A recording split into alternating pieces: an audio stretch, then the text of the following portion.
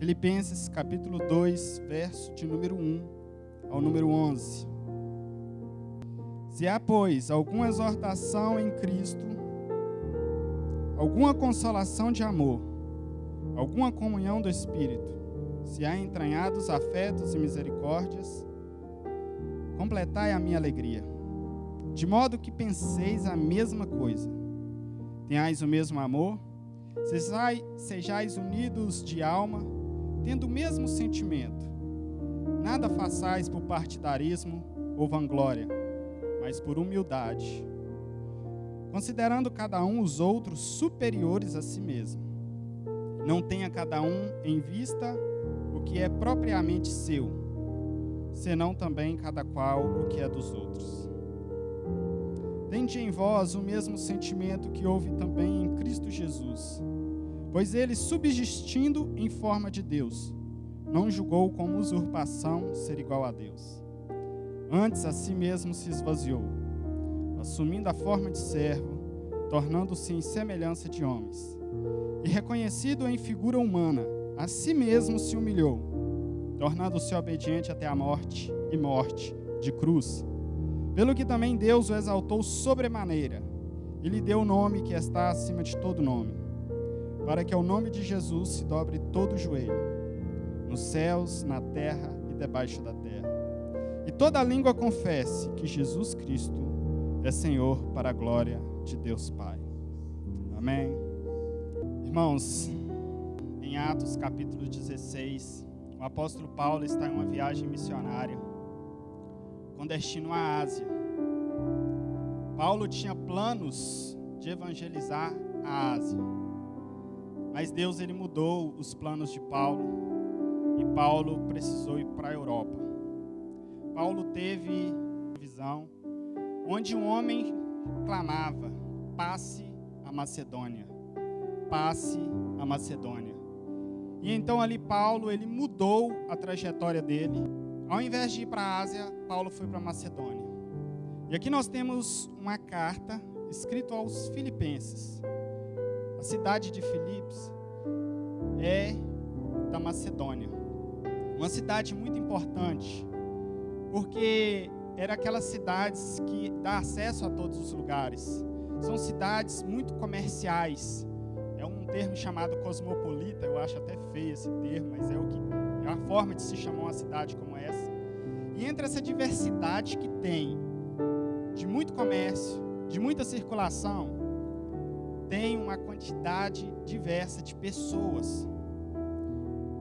Como o nosso exemplo aqui nós temos gente de Curuaci, de vez em quando aparecem uns de Choninho, talvez de Marilac, de Peçanha. Uns são do bairro Cidade Nova, outros são do Caravelas, do centro. Nós temos aqui pessoas que vieram da Batista, outros da Assembleia, alguns vieram da Igreja Católica. Nós temos juiz, advogados, pessoas formadas em direitos, policiais, e temos pessoas comuns como eu.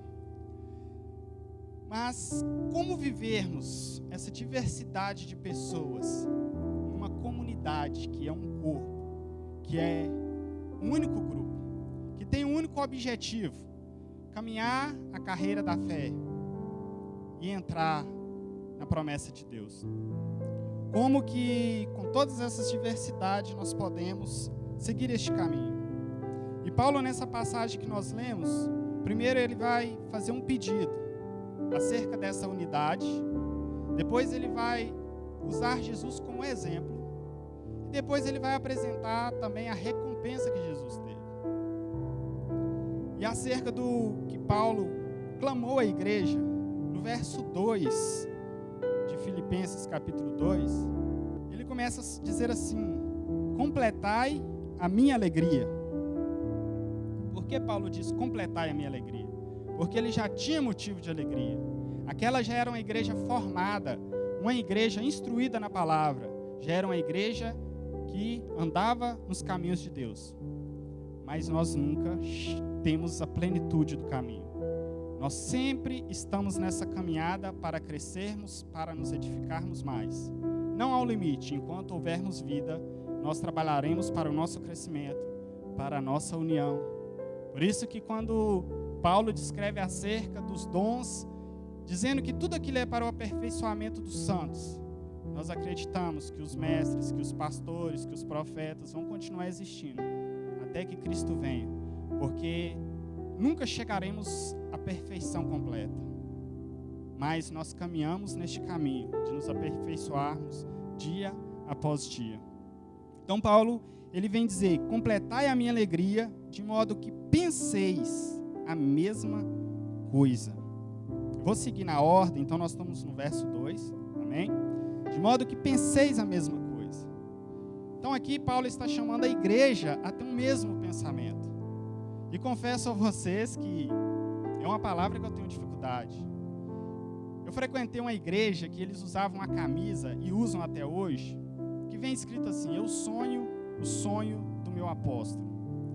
E um dia um irmão cheio de boa intenção, ele me deu uma camisa dessa de presente. Ele queria me abençoar.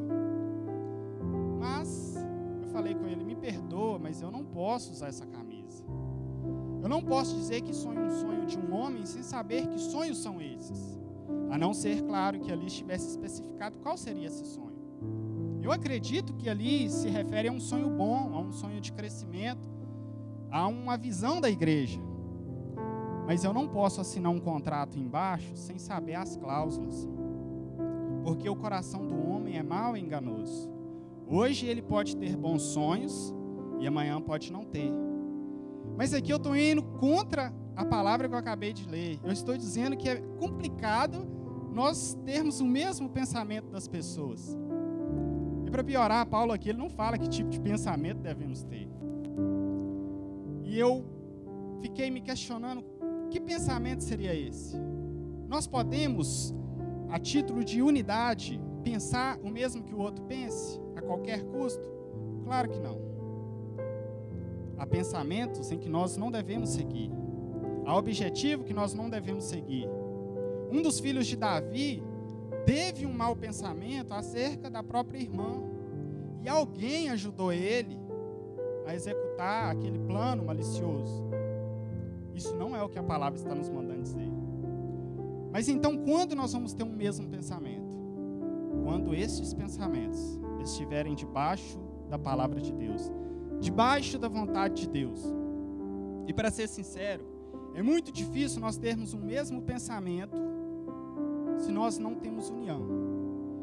E com toda franqueza, a pandemia só vai distanciar os nossos pensamentos como igreja. Mas eu creio que nós vamos recuperar isso. Porque só há um jeito de nós termos um só pensamento, é estando juntos. Quer um exemplo?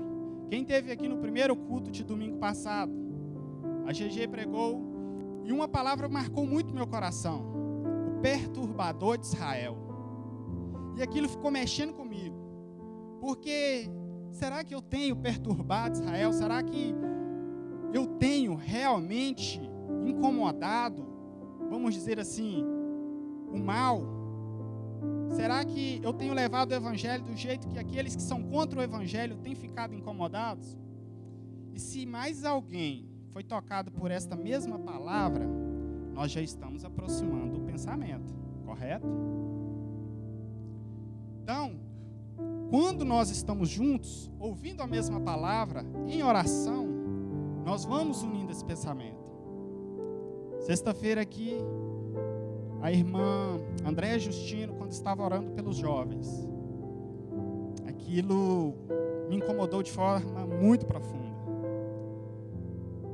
Eu não sei explicar porquê, mas quando nós estamos em oração e os irmãos colocam a realidade da igreja na roda de oração, cada um começa a tomar aquilo como seu, como um problema seu.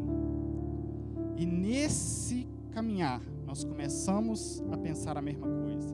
Então nós podemos pensar a mesma coisa como quando é fruto da vontade de Deus, quando é fruto da palavra de Deus, e não sendo simplesmente um pensamento do homem. Mas então significa que o homem não pode manifestar seu pensamento? Pode.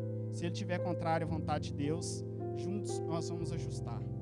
Talvez tenha uma vírgula errada, nós vamos tirá-la. E vamos nos edificando um ao outro. Como a palavra diz em Salmos, em hinos, pela palavra, pela oração, pela leitura, pelo louvor, nós vamos sendo edificados e tendo o mesmo pensamento. Também ele continua: tenhais o mesmo amor,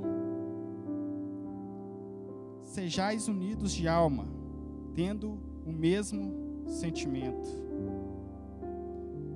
Do mesmo modo, nós só vamos conseguir viver essa realidade, estando presente, estando juntos, caminhando juntos essa caminhada cristã. E Paulo, depois de dizer o que ele esperava de nós, ele meio que começa a dizer algumas regras. E talvez quando ele falar as regras, talvez comece a ficar mais claro. Por exemplo, no verso 3 ele vai dizer: nada façais por partidarismo ou vanglória, mas por humildade. E quando nós vamos ver sobre partidarismo, tem uma palavra em 1 Coríntios capítulo 1, verso 10, e você pode abrir comigo, que deixa bem claro sobre essa questão de partidarismo, sobre divisão na igreja, sobre a que grupo pertencemos. 1 Coríntios capítulo 1, verso 10, a palavra vai nos dizer assim: rogo-vos, irmãos, pelo nome de nosso Senhor Jesus Cristo, que falei todos a mesma coisa, e que não haja entre vós divisões, antes sejais inteiramente unidos na mesma disposição mental e no mesmo parecer. Pois a vosso respeito, meus irmãos, fui informado pelos da casa de Cloé, de que há contendas entre vós. Refiro-me ao fato de cada um de vós dizer: eu sou de Paulo, e eu sou de Apolo, e eu sou de Cefas, e eu de Cristo.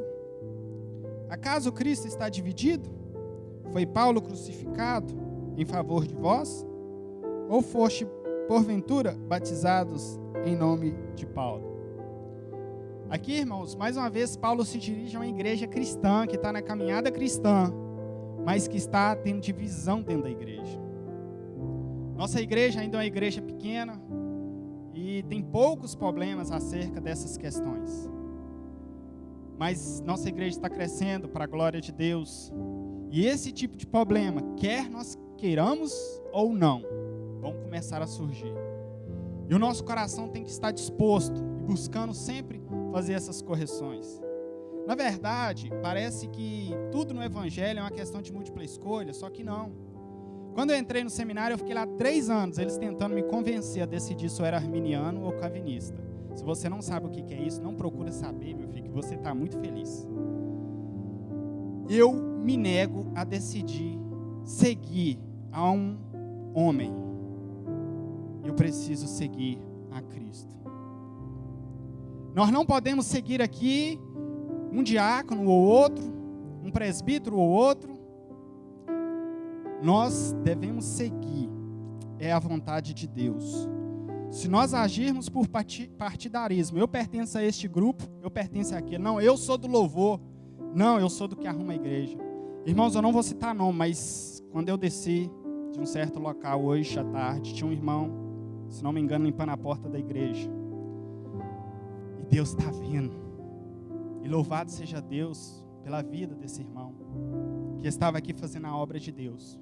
Porque o que fazemos em oculto, Deus engrandece de forma pública. E Paulo ele vai continuar dizendo, em 2 Coríntios, capítulo 2, verso 3, a vanglória. O que seria vanglória? Aqui ele está dizendo que nós não devemos fazer. Então não devemos nós buscar união, buscar amor, buscar ter o mesmo pensamento por vanglória, por glória vã, para egoísmo, para ser exaltado. Não adianta eu tentar ter o mesmo pensamento da igreja só para o pastor me ver, só para alguma liderança me observar, só para que eu apareça. Não deve ser por tal motivo, mas por humildade, considerando cada um os outros superiores a si mesmo. É difícil. Nós queremos ser superiores, mesmo quando somos inferiores. Agora aqui, Paulo, ele nem está querendo dizer que você é inferior e deve se considerar inferior. Ele está querendo dizer que mesmo você sendo superior, você deve se colocar como inferior. Então eu não sou melhor do que nenhum de vocês. E todos vocês são superiores a mim. Então se vocês falarem alguma coisa, eu preciso ouvir. E de preferência, se for dentro da vontade de Deus, que nós estejamos unidos e alinhados. No verso 4, não tenha cada um em vista o que é propriamente seu, senão cada qual o que é dos outros. Imagina a igreja toda preocupada, um preocupado com o que é do outro, não olhando apenas para nós mesmos. Como seria mais fácil a caminhada? Como o fardo seria mais leve? Porque em vez de eu carregar o meu problema, é uma igreja carregando o meu problema. E assim é com você também. É todos por um, e não cada um por si. Mas depois de Paulo dizer o que ele esperava da igreja, e até dizer como não deveria ser, ele vem citar o exemplo de Cristo, que é o verso de número 5. Tende em vós o mesmo sentimento que houve também em Cristo Jesus. Pois ele, subsistindo em forma de Deus, não julgou como usurpação ser igual a Deus. Antes a si mesmo se esvaziou, assumindo a forma de servo, tornando-se em semelhança de homens e reconhecido em figura humana. A si mesmo se humilhou, tornando-se obediente até a morte e morte de cruz. Você pode tentar imaginar se Jesus tivesse vindo e exigido o que ele tinha direito. Não é nada além do que ele tinha direito. Exigindo adoração, exigindo ser servido a todo tempo e até mesmo fazendo uso dos seus atributos de forma ilimitada. E essa palavra ela fica bem mais clara na nossa mente. No Evangelho, segundo escreveu Lucas, capítulo 22, verso número 24, está escrito assim: suscitaram também entre si uma discussão sobre qual deles parecia ser o maior. Aqui os discípulos ainda não tinham entendido a ideia do Evangelho. Mas Jesus lhes disse: os reis dos povos dominam sobre eles, e os que exercem autoridade são chamados benfeitores. Mas vós não sois assim. Pelo contrário, o maior entre vós seja como o menor, e aquele que dirige seja como o que serve. Pois qual é maior? Quem está à mesa ou quem serve? Porventura não é quem está à mesa? Pois no meio de vós eu sou como quem serve.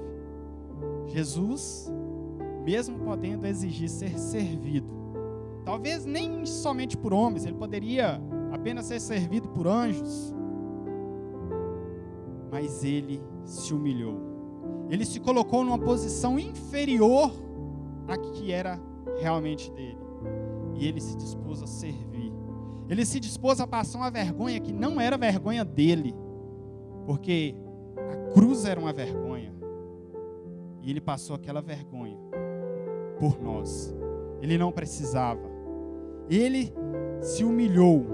Ele deixou passar por essas humilhações, porque o poder de Cristo, ele poderia sair dessas humilhações a qualquer momento, porque ele era Deus, ele sempre foi Deus.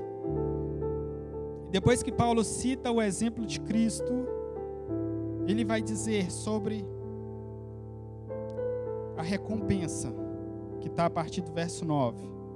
Pelo que também Deus o exaltou sobremaneira.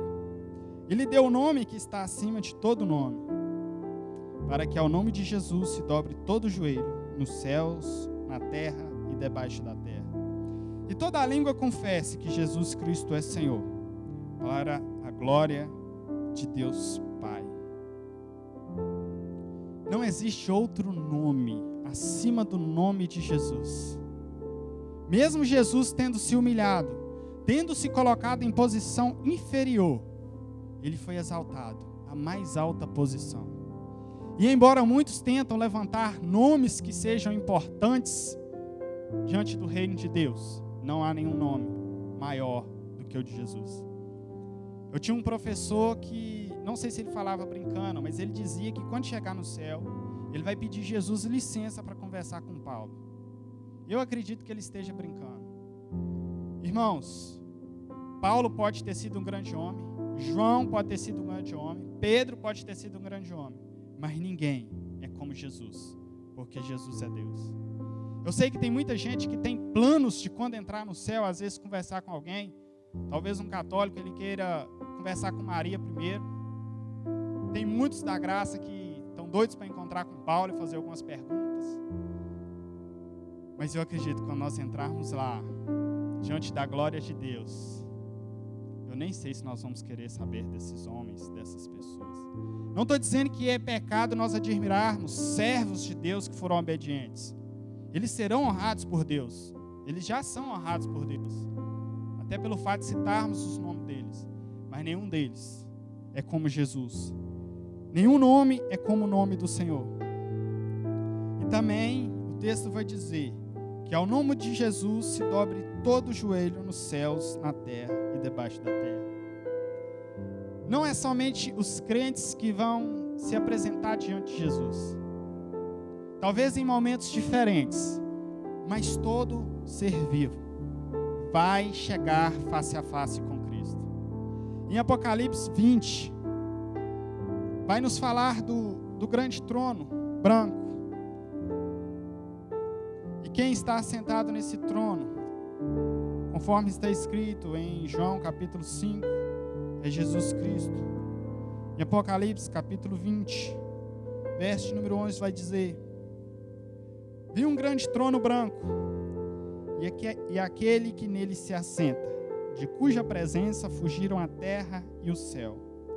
Não se achou lugar para eles. Vi também os mortos, grandes e os pequenos, postos em pé diante do trono. Então se abriram livros, ainda outro livro, o livro da vida foi aberto. E os mortos foram julgados segundo as suas obras, conforme os que achavam escrito no livro. E no verso 15 vai dizer: e se alguém não foi achado inscrito no livro da vida, esse foi lançado para dentro do lago de fogo. Todos passarão diante de Cristo. Aqueles que decidiram viver afastados de Cristo a vida inteira, vão passar aqui para uma despedida final. Vão passar aqui com sua mala rumo ao lago de fogo. E de fato, vão fazer aquilo que sempre quiseram fazer, ficar longe de Cristo. Mas com certeza não será algo fácil.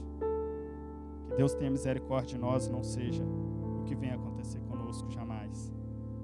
Mas certos irmãos, que esta palavra ela está nos chamando a viver em unidade, em união.